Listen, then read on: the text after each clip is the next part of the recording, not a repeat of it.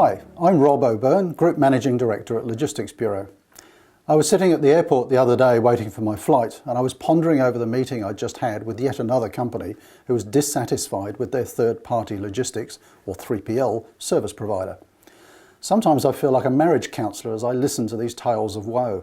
They don't understand us, they don't respond to our needs, our customer service levels are way below expectation. Sound like a familiar story?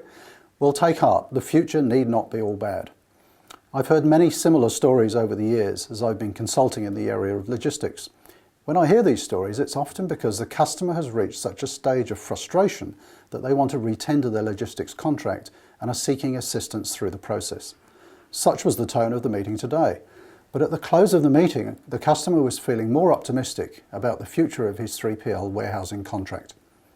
Firstly, most 3PL contracts that appear to be underperforming can be resurrected. It just takes open communication, willingness, and a focus on the key issues. An independent audit of the contract is in itself often a sufficient wake-up call for the parties involved to improve.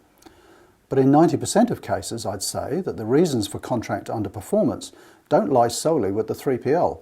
In many cases, contracts have been awarded in haste, without the necessary attention to detail that underpins success.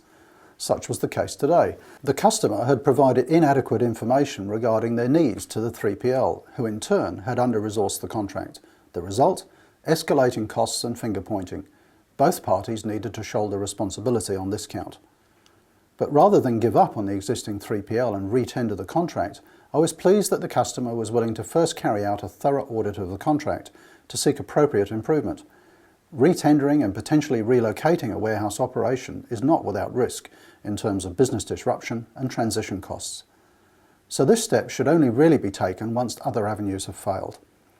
I feel confident that the customer will retain their current 3PL once the audit is complete and they see improvements in costs as well as customer service. The audit process they'll follow with their 3PL will focus on 6 key areas. First, the commercial arrangements. How's the contract resourced and costed? And what pricing mechanism is in place to ensure cost visibility as well as incentives for operational improvement? Second, contractual arrangements. Are the expectations of the customer clearly articulated in the contract along with appropriate key performance indicators? Does the contract term fairly reflect the required investment and commitment? What are the business risks involved in termination? Third, service and cost performance. What's been the real performance of the contract when compared to expectation? What's contributed to underperformance? Fourth, the 3PL processes. Is the 3PL adopting appropriate processes in fulfilling the contract? Can these be jointly improved? Fifth, IT systems.